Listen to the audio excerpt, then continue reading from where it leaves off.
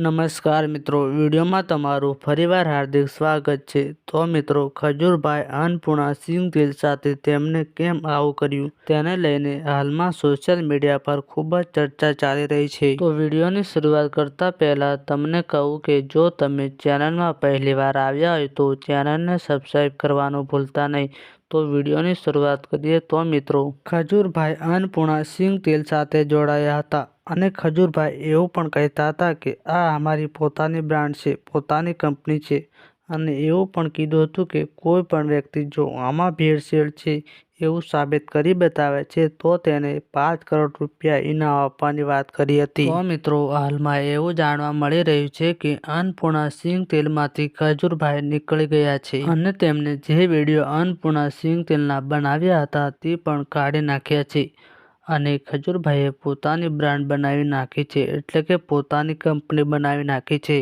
ખજૂરભાઈ સિંગ તેલ કરીને, એવું મિત્રો સોશિયલ મીડિયા દ્વારા જાણવા મળી રહ્યું છે। અને તમને તો ખબર છે કે ખજૂરભાઈ જેવા લોકોને રહેવા માટે ઘર નથી એવા લોકોને ઘર બનાવી આપે છે અને ગરીબ લોકોને ખૂબ જ સેવા કરે છે અને હાલમાં આ અન્નપૂર્ણા સિંગ તેલની ખૂબ જ ચર્ચા ચાલી રહી છે અને મિત્રો ઘણા બધા લોકો એવા છે કે ખજૂરભાઈનો વિરોધ કરી રહ્યા છે। તો મિત્રો, આવું ના કરો, કારણ કે મિત્રો લોકોના ભગવાન છે ખજૂરભાઈ। તેઓ ગરીબ લોકોના ઘર બનાવી આપે છે અને ગરીબ લોકોને ખૂબ જ સેવા કરે છે અને ખજૂરભાઈએ 300 જેટલા ખજૂરભાઈએ ઘરો બનાવ્યા છે અને ગરીબ માણસોને ખૂબ જ સેવા કરી રહ્યા છે।